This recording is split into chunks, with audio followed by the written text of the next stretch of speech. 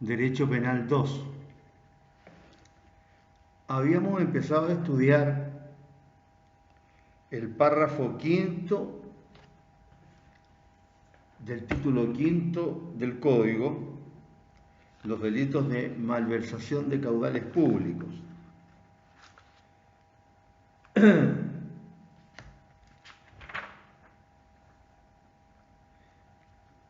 Y ya habíamos dicho algunas cuestiones, pero como siempre, para retomar la idea y no perder el hilo, digamos de nuevo que estamos hablando de una situación, ¿no es cierto?, en la cual el bien jurídico comprometido es el patrimonio. Pero a diferencia de lo que ocurre más adelante,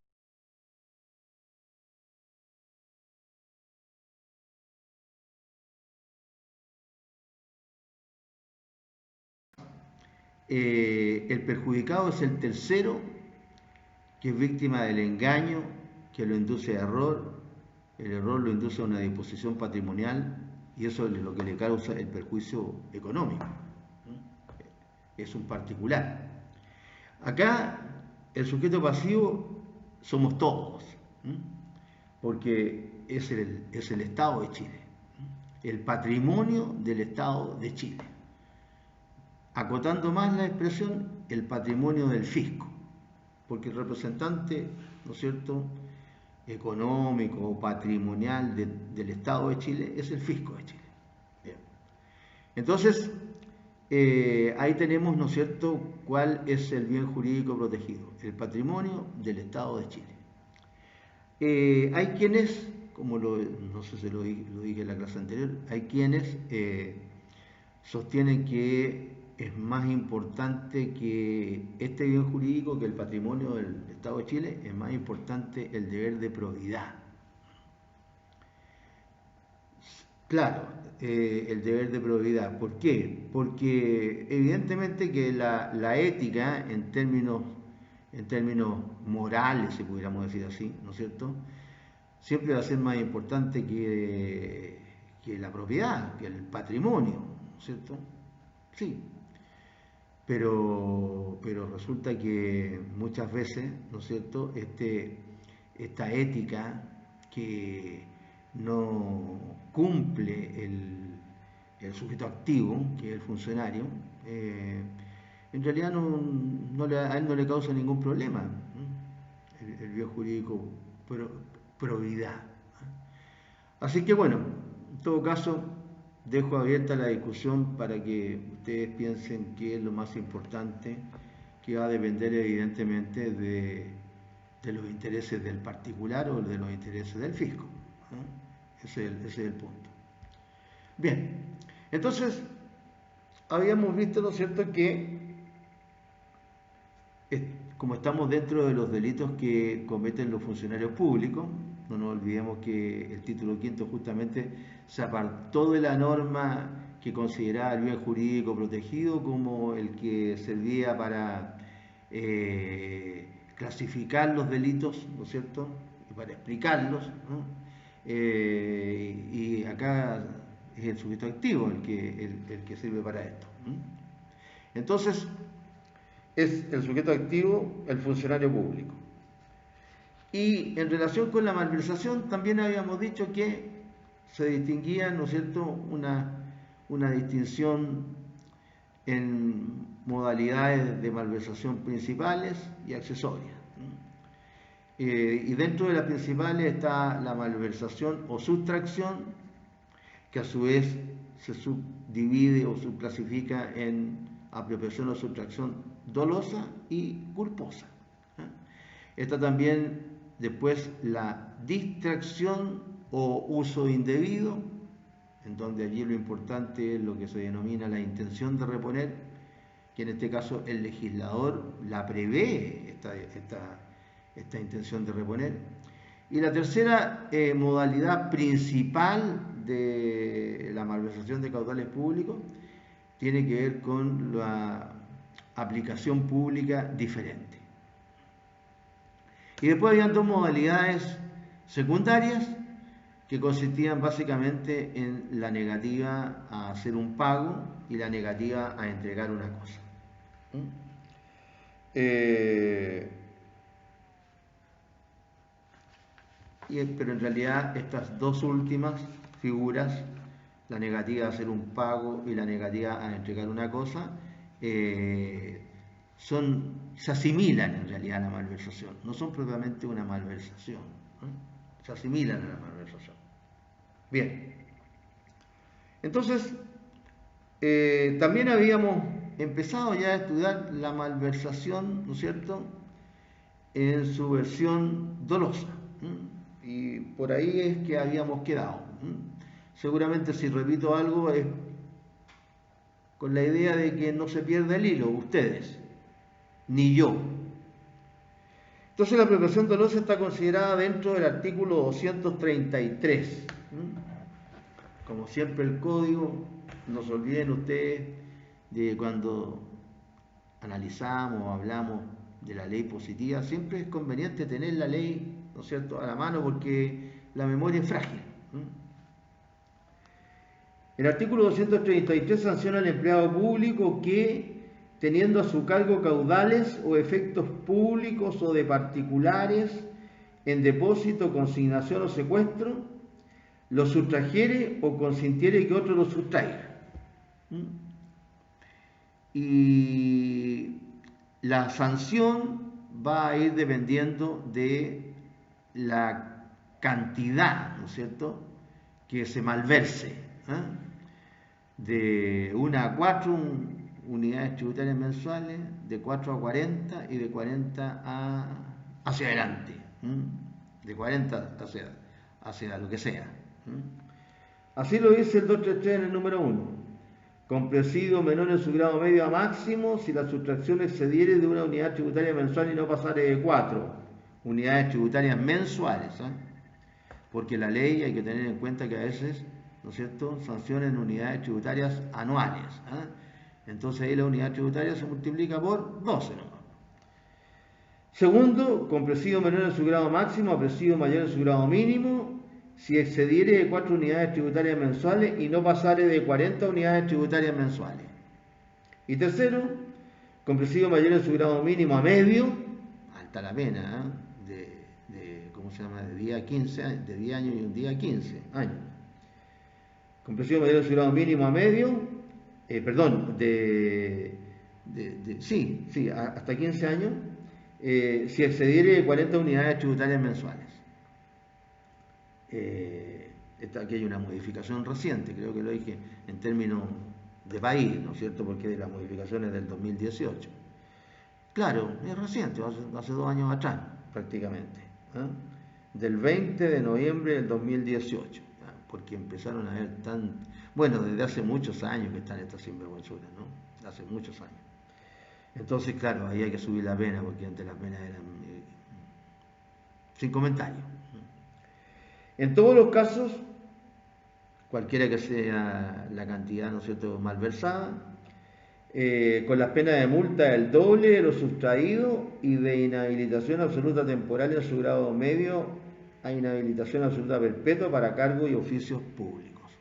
Para cargo y oficios públicos. Usted tiene señaladas acá en el propio artículo, tiene señaladas estas penas accesorias, de multa y de inhabilitación absoluta temporal en su grado medio a inhabilitación absoluta perpetua para cargo y oficio público. Claro, ¿no es cierto?, queda uno ya,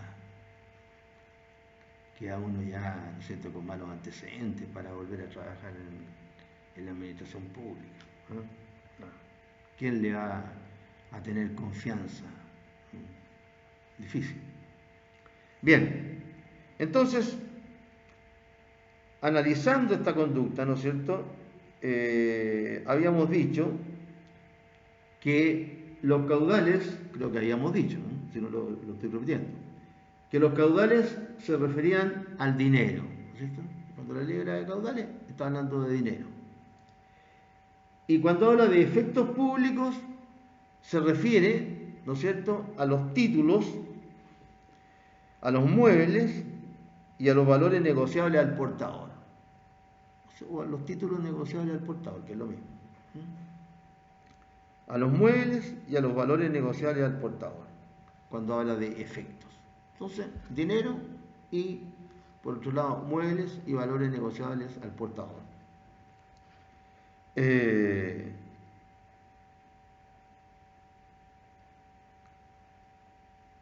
Este artículo castiga al empleado público que, teniendo a su cargo caudales públicos, efectos públicos, caudales de particulares y efectos de particulares.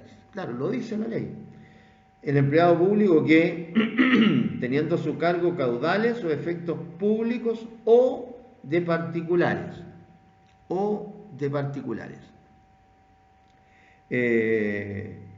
no solamente se trata de caudales o efectos del Estado, ¿no?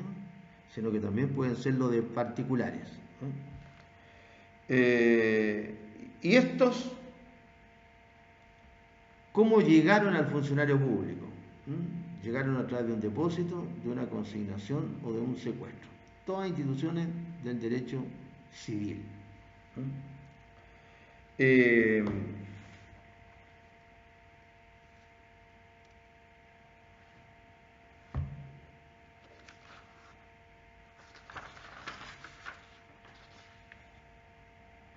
El depósito, me parece que lo mencioné en la clase anterior, pero no les comenté mayormente la disposición.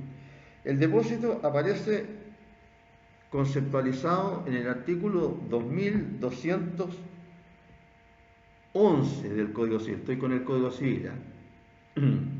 2211.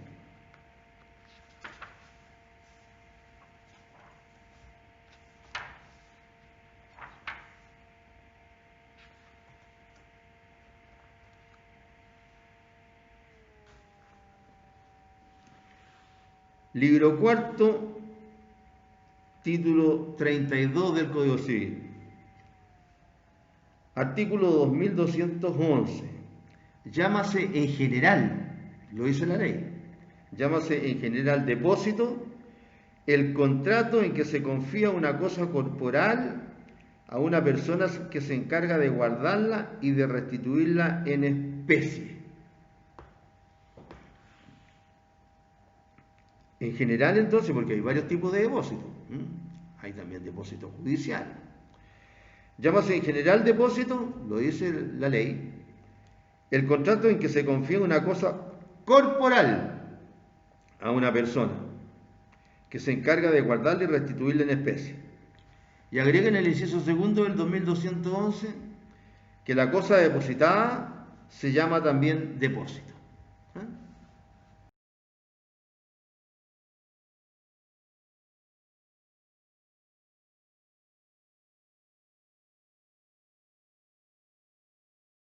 Depositante, hace al depositario. ¿De qué? De la cosa.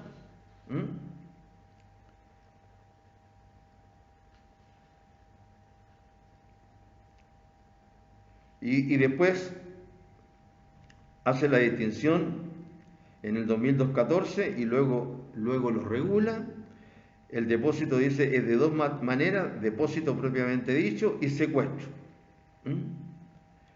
Y habla en el 2215 del depósito propiamente dicho como un contrato en que una de las partes entrega a la otra una cosa corporal inmueble para que la guarde y la restituya en especie a voluntad del depositante. A voluntad del depositante. Luego, en otro artículo, que es el 2236, se refiere al depósito necesario. El depósito propiamente dicho se llama necesario cuando la elección de depositario no depende de la libre voluntad del depositante, como en el caso de un incendio, ruina, saqueo u otra calamidad semejante. Y por último, en relación con el depósito, se habla del secuestro. El 2249 señala que el secuestro es el depósito de una cosa que se disputan dos o más individuos en manos de otro, de un tercero, que debe restituirla al que obtenga una decisión a su favor. El que obtenga una decisión a su favor. El depositario se llama secuestro. Secuestro. O sea, tenemos ahí una brevísima, ¿no es cierto?, explicación de los tres tipos de depósitos más conocidos. El depósito propiamente dicho, el depósito necesario y el secuestro, ¿no? Por eso que también creo que el depósito judicial se llama también secuestro, porque la cosa queda en manos de un tercero, el juez, que se la tiene que entregar al que obtenga, ¿no es cierto? Obtenga. ¿Qué? ¿Obtenga qué? Una decisión en su favor. Entonces, ahí tenemos cómo pueden llegar a manos, ¿no es cierto?, del hechor empleado público, estos efectos o valores en depósito. Ahí hablamos del depósito. La segunda manera, ¿no es cierto?, en que pueden llegar es la consignación. La consignación. La consignación, mejor dicho, el código se refiere a la consignación en el artículo 1599.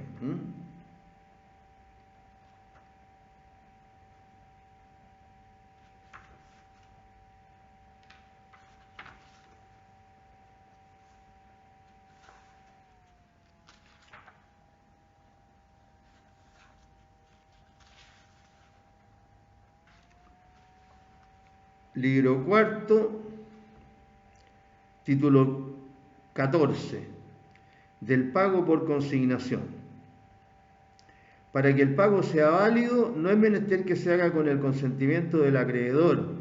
El pago es válido aún contra la voluntad del acreedor mediante la consignación. Y en el artículo siguiente describe lo que es este pago que se hace al acreedor. Se utiliza mucho en los tribunales, ¿no? También uno puede consignar de otra manera, pero normalmente cuando hay que pagar en un tribunal se consigna en la cuenta corriente del tribunal, y es un pago por consignación también. En el 1599, ¿no es cierto?, el Código de Bello dice: la consignación es el depósito de la cosa que se debe, hecho a virtud de la repugnancia o no comparecencia del acreedor a recibirla, o de la incertidumbre acerca de la persona de éste, y con las formalidades necesarias en manos de una tercera persona. Entonces, la consignación ocurre cuando se deposita la cosa que se debe, cuando, dicho de otra manera, no la quiere, ¿cómo se llama?, el acreedor, o no comparece a recibirla, o existe, desde el punto de vista del que debe, incertidumbre respecto de a quién le debe.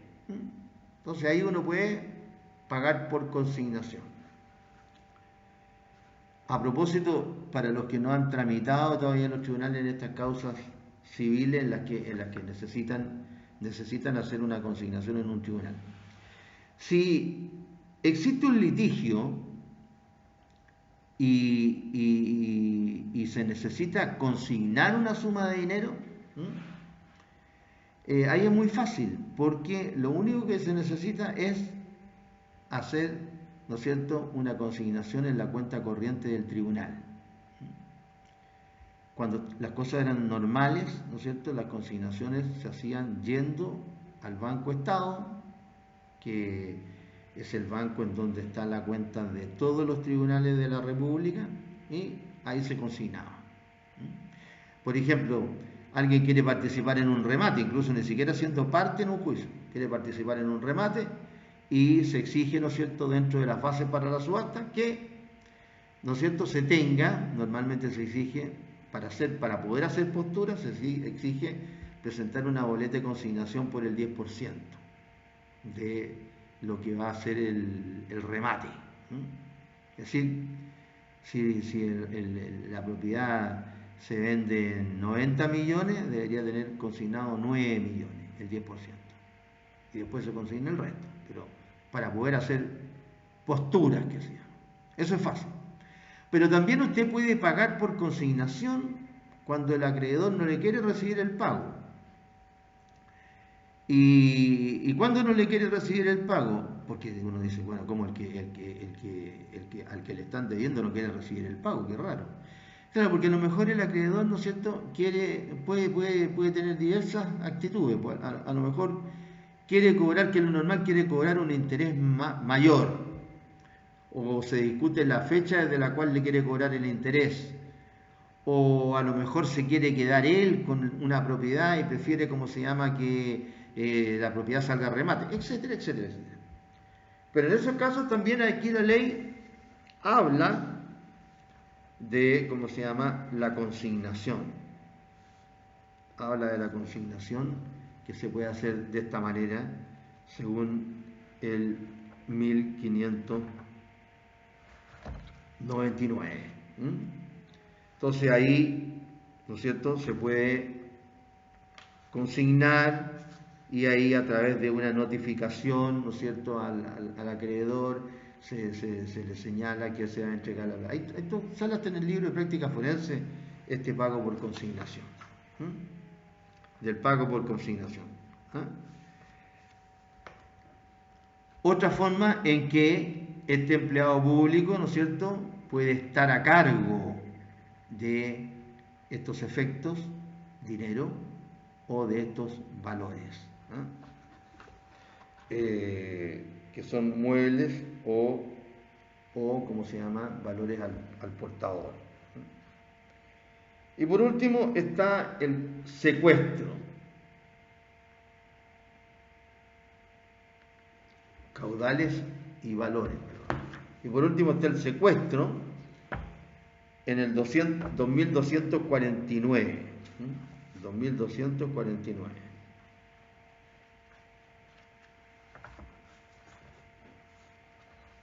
El secuestro es el depósito de una cosa que se discutan dos o más individuos en manos de otro que debe restituirlo al que obtenga una decisión a su favor.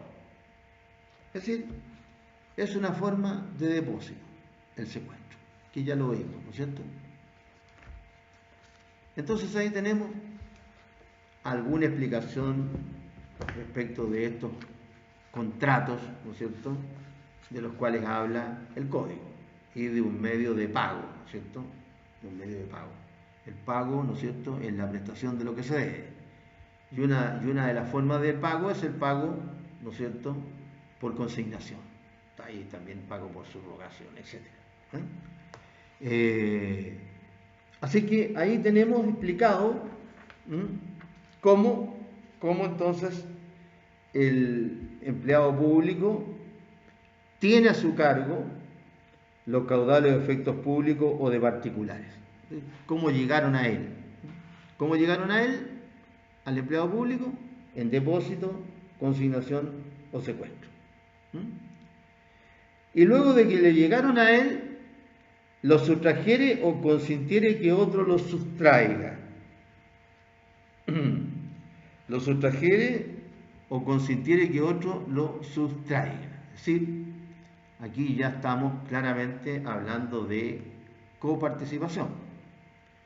Porque si estos valores o efectos, ¿no es cierto?, los sustrae o se apropia el propio empleado público, no habría, ¿no es cierto?, si fuera él el único, no habría para qué señalar que puede consentir que otro lo sustraiga, ¿no es cierto? Entonces ahí estamos hablando de coparticipación.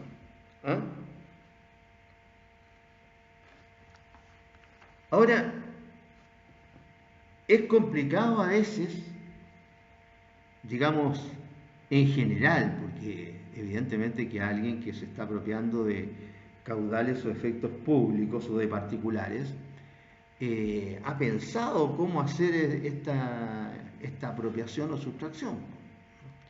No es que de repente, no sé, a lo mejor puede ocurrir también que por un hecho, no sé, grave o que no tuvo tiempo para pensar ni nada y necesitó meter las manos, ¿no es cierto?, en los dineros llegó y se los llevó. Pero normalmente, por lo menos lo que me tocó a mí, en tantos años en que ejercí la profesión, me tocó en algunas oportunidades,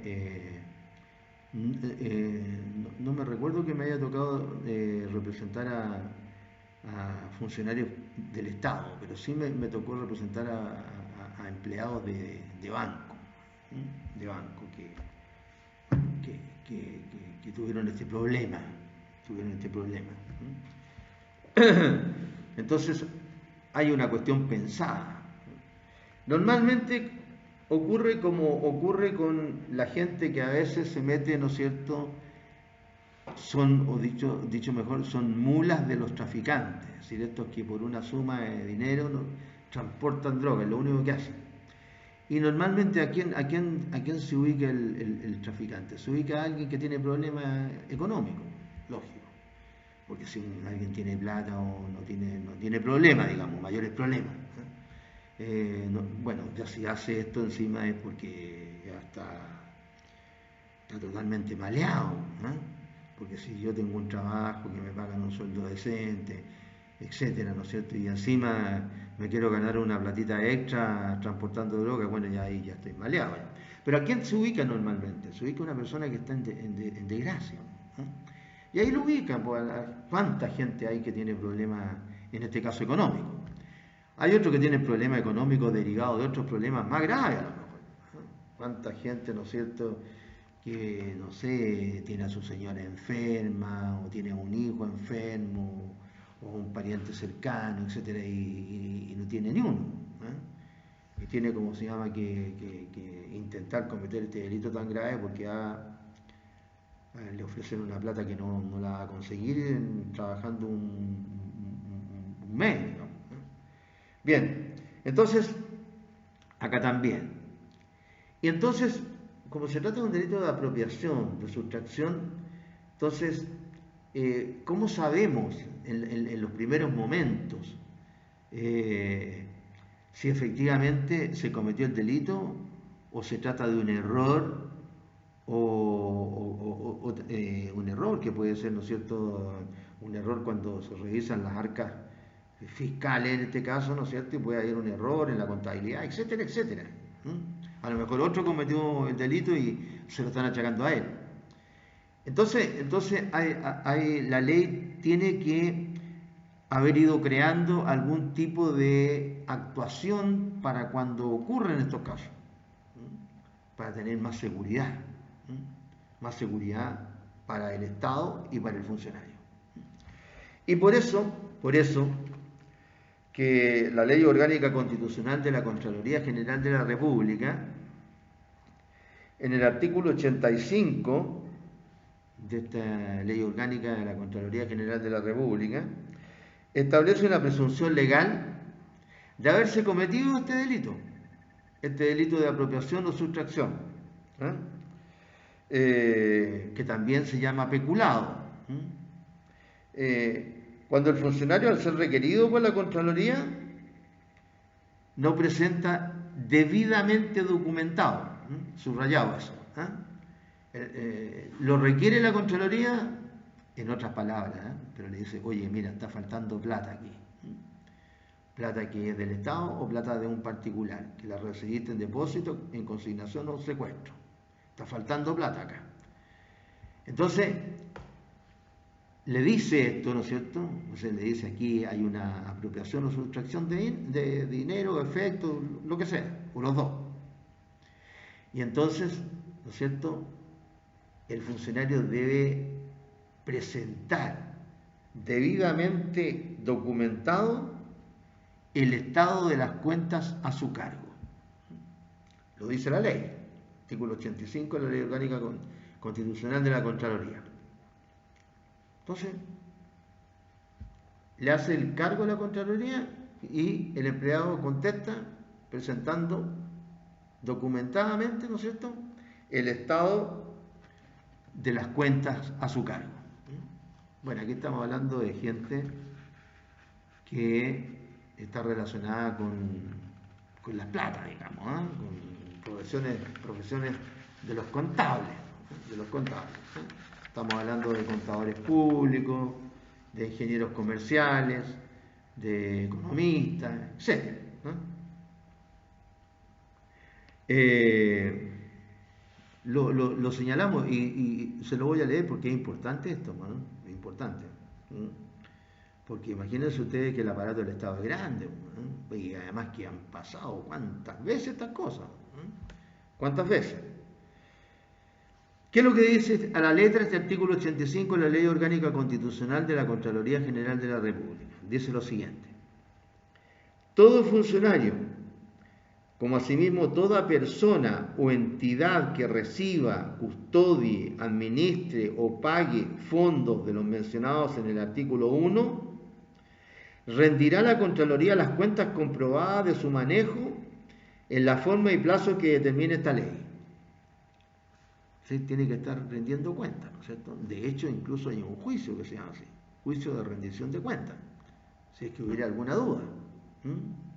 Que otra cosa también que admite un comentario, que lo voy a hacer inmediatamente después que lea el inciso segundo de este artículo 85. Cuando un funcionario, aquí, esta es la parte importante, cuando un funcionario, al ser requerido por la Contraloría, no presente debidamente documentado el estado de la cuenta de los valores que tenga a su cargo, se presumirá que ha cometido sustracción de dichos valores. Se presumirá. Se presumirá. Para los efectos de la Ley Orgánica Constitucional de la Contraloría. Es decir, es la Contraloría la que presume que ha cometido el funcionario apropiación o sustracción cuando no presenta debidamente documentado los estados de cuentas a su cargo. No se vayan a equivocar ustedes y vayan a pensar, oye, mira que hay una presunción simplemente legal del delito, y no nos hayan enseñado que los delitos no se presumen. Sí, claro, no se presumen, por eso que le hago la aclaración. No es que se presume el delito, aquí es la Contraloría la que, como requirió al funcionario de que hay un faltante, por decirlo así, ¿cierto? Y el funcionario, dentro del plazo que le determinó la Contraloría, no presentó debidamente documentadas las cuentas a su cargo, presume que hay una apropiación o sustracción para la Contraloría. No es que esté condenado por una presunción por el delito penal que estamos analizando. Claro, ¿no es cierto? Ya. Bien. Ocurre que como una especie, ¿cómo pudiéramos decir?, de respeto a los derechos de los funcionarios públicos, ¿no es cierto? Funcionarios públicos, y en virtud de algunos principios, pues, ¿no es cierto?, de algunos principios. El primer principio, ¿no es cierto?, el derecho a la presunción de inocencia, a la presunción de inocencia, básicamente. El derecho a la propiedad, que está garantizado en el Estatuto Administrativo, etcétera. Una serie de, ¿no es cierto?, de derechos que tienen los funcionarios. Normalmente se inicia un juicio de cuentas. Un juicio de cuentas. Y ahí se discute, ¿no es cierto?, en sede civil, esto está en el Código de Procedimiento Civil. ¿Cómo se llama? Ahí se inicia en virtud como se inician todos los juicios civiles, con una demanda, ¿no es cierto?, se inicia la tramitación de un juicio civil. Claro, si en el juicio civil se acredita que las cuentas a cargo del funcionario no cuadran y faltan, va a ser difícil que no cuadren las cuentas y le sobre plata al funcionario, ¿no es cierto? No seamos... Ni siquiera debería darle explicación, pero la doy por si acaso. Siempre va a faltar plata, porque si no, no pasarían estas cosas. Y se inicia en esa sede civil.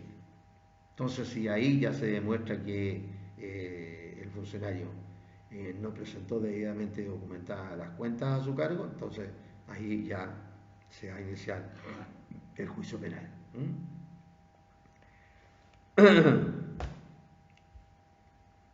Y termina el artículo, en el inciso tercero, señalando lo siguiente: no obstante, la fiscalización de la inversión de los fondos fiscales que perciban personas o instituciones de carácter privado por leyes permanentes a título de subvención o aporte del Estado para una finalidad específica y determinada, se limitará a establecer si se ha dado cumplidamente cumplimiento a dicha finalidad.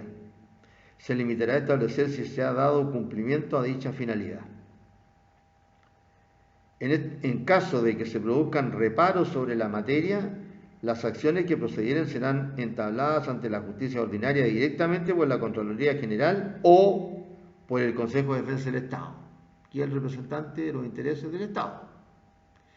En otras palabras, defiende los intereses del Estado. Sin perjuicio de poner los reparos en conocimiento del presidente de la República para los efectos que procedan. Para los efectos que procedan. Así que ahí tenemos, ¿no es cierto?, una medida que está contemplada en una ley, ¿no es cierto?, cuyo objeto es evitar, ¿no es cierto?, que desaparezcan los bienes del Estado, aunque acá también se trata de bienes de particulares, que podrían tener a su cargo el funcionario público. Elementos integrantes de este delito doloso de apropiación o sustracción, o llamado también peculado. Como lo dijimos, el primer elemento es que el autor sea un funcionario público, es decir, una persona de aquellas que aparecen comprendidas dentro de la descripción de funcionario público que hace el artículo 260 del Código. No nos olvidemos ahí que no solamente es importante, o mejor dicho, no es tan importante quién le paga el sueldo a la persona para determinar si se trata o no de un funcionario público, sino que lo importante es averiguar si el funcionario realiza una función pública en relación de dependencia con el Estado de Chile. Con el Estado de Chile. Claro, ahí tampoco, bueno, el derecho es así, pues el derecho hay que interpretarlo bien, porque también una persona puede estar realizando, ¿no es cierto?, en una institución totalmente privada, a lo mejor una función que se puede entender como que es, ¿no es cierto?, ¿cómo se llama?, que pretende lograr una función pública, en el sentido de ser en beneficio de la población. Por ejemplo, la Teletón. La Teletón realiza una función pública en el sentido es que pretende hacer el bien a la población chilena, de Arica a Magallanes, ¿no es cierto? Claro, a los niños enfermos, ¿no es cierto? No sé hasta qué edad, ¿no? Y también a personas mayores, realmente he visto a personas mayores, no sé. Realiza una función pública, ¿quién lo va a negar? Pero no ese es el sentido de la ley, ¿no es cierto? Sino que realiza una función pública, pero en relación con el Estado de Chile. Claro. ¿Se entiende, cierto? Segundo requisito, que tenga a su cargo caudales o efectos públicos o de particulares en depósito, consignación o secuestro. Eso ya lo comentamos, ¿no es cierto? Que tenga a su cargo. Que tenga a su cargo. La plata, ¿no es cierto?, el dinero, o los efectos públicos, es decir, los valores o los títulos al portador, ¿no es cierto?, negociables al portador, se dice. Tercer elemento de este delito es tener los objetos por razón de su cargo o por encargo. Aquí hay que relacionarlo, ¿no es cierto?, con el artículo 238, inciso primero. Las disposiciones de este párrafo son extensivas al que se haya encargado por cualquier concepto de fondos, rentas o efectos municipales o pertenecientes a un establecimiento público de instrucción o beneficencia.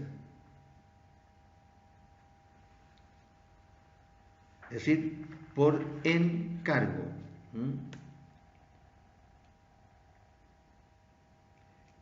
Repito la disposición del 238, inciso primero.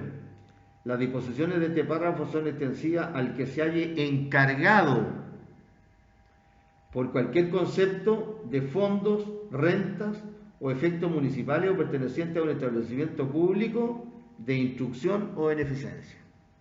Eso, ¿no es cierto?, hay que leerlo en relación con esta parte del 233, inciso primero, que dice que lo sustrajere o consintiere que otro lo sustraiga. Es decir, y también con tener a su cargo causar efectos públicos o de particulares. Es decir, tenerlos a su cargo o por encargo, porque aquí está hablando, ¿no es cierto?, la ley en el 238, inciso primero, ¿no es cierto?, de que las disposiciones de párrafo son extensivas al que se haya encargado por cualquier concepto de fondos, rentas o efectos municipales, etcétera, etcétera, etcétera. No solamente del gobierno central, por decirlo de alguna manera, del Estado de Chile en su aspecto central, sino que también de algunos estamentos que son eminentemente, ni siquiera regionales, sino que comunales. En este caso se está hablando de las municipalidades en el 238, o efectos municipales o pertenecientes a un establecimiento público de instrucción o de beneficencia. Entonces, no solamente los puede tener a su cargo, sino que también puede tenerlos por encargo el funcionario público. Decimos acá en el material que nosotros le entregamos que para los efectos de la configuración del delito no basta solo la calidad de empleado público, sino que es necesario el que tenga los efectos o caudales públicos por razón de su cargo o incluso en ciertos casos por razón de un encargo.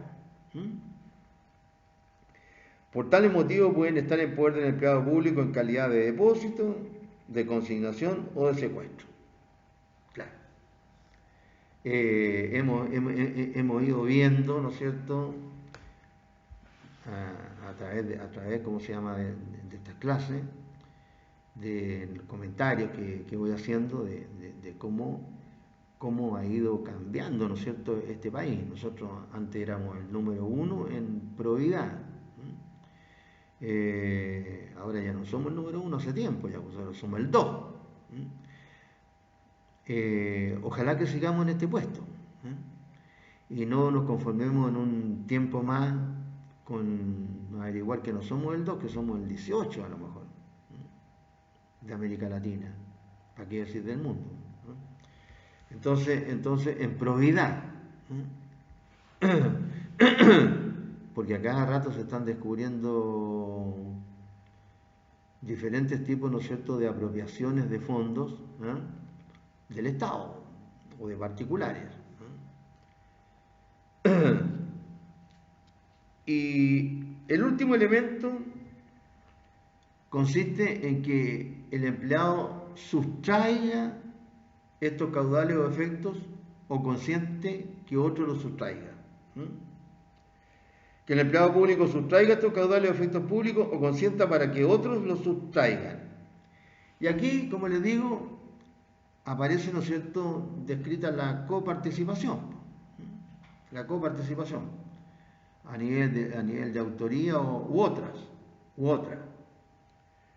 Si el funcionario consiente que otro sustraiga, importa la coparticipación para determinar si es que la hay, se debe hacer el ejercicio mental abstrayéndose del carácter de empleado público. Claro, para ver si hay coparticipación, ¿no es cierto?, hay que hacer ese ejercicio que hay que hacer en determinadas ocasiones para averiguar si, eliminado in mente el carácter de funcionario público, puede seguir cometiéndose este delito. Puede seguir cometiéndose este delito. Porque de repente, ¿no es cierto?, se comete otro delito. Por ejemplo, si participa un particular y eliminamos in mente, si eliminamos in mente el carácter de empleado público respecto de la actuación de ese particular, nos encontramos con que ese particular no puede cometer este delito de peculado,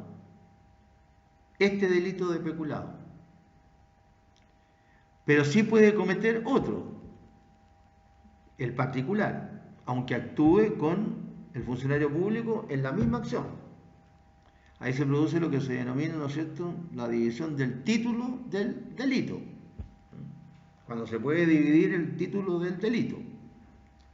Esto lo estudiamos a propósito, ¿no es cierto?, todos los años, a propósito del delito de parricidio. Porque ahí, si se elimina alguna circunstancia, ¿no es cierto?, de las que exige la ley para que haya parricidio, entonces hay que averiguar si el otro que participó y que carece de esa circunstancia personal, comete también parricidio o comete otro delito. De eso se trata. Entonces, claro, acá, si participa el empleado público, el tesorero, digamos, provincial, y participa con un particular, el tesorero provincial va a cometer este delito de sustracción o apropiación, o peculado, como también se llama. Pero el particular va a cometer otro delito que se llama fraude al fisco. Así es que a eso es lo que se está refiriendo acá los apuntes que nosotros entregamos para averiguar si es que hay coparticipación, es decir, si hay coautoría. A ver, para refrescarles la memoria nada más. Si una persona le lleva la pistola al hijo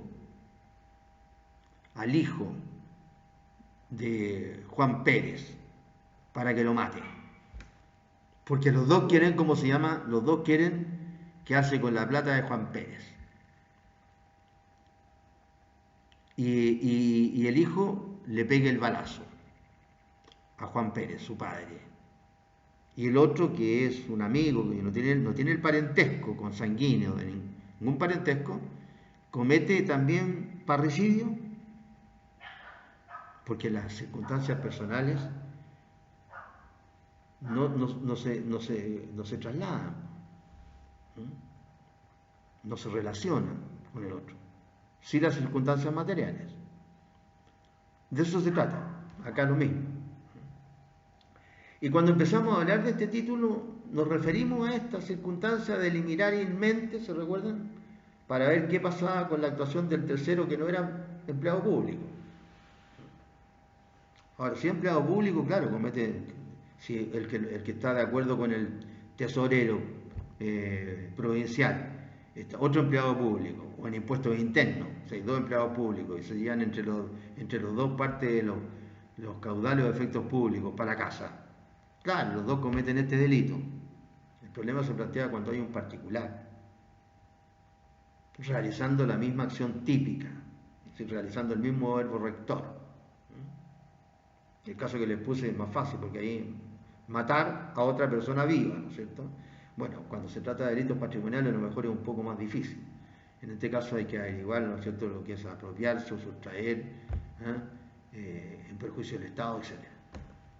Pero también hay una acción típica que se castiga, que es la que representa la ejecución material del verbo rector. Así que de eso se trata. Entonces, la coparticipación. Y sustraer consiste en apropiarse del dinero o los efectos, es decir, en el sentido de comportarse como señor y dueño a su respecto.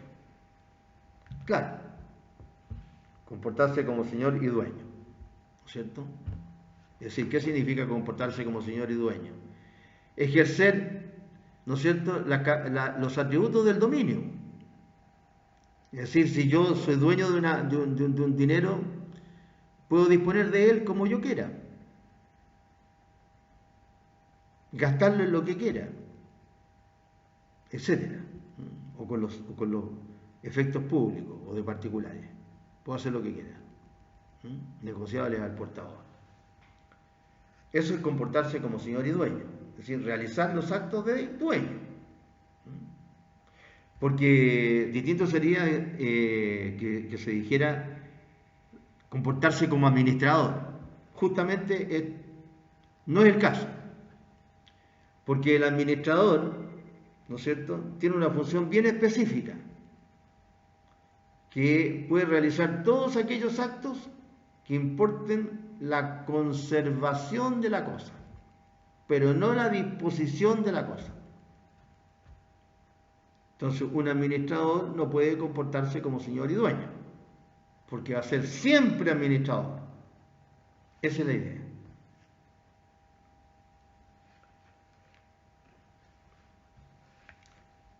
Relacionado con lo que hablábamos delante de la Ley Orgánica Constitucional de la Contraloría y de esa presunción de que había peculado cuando notificado, por decirlo así, el funcionario de que había un déficit, ¿no es cierto?, no presentaba las cuentas debidamente documentadas de los valores o efectos a su cargo. Entonces acá hay otra pregunta.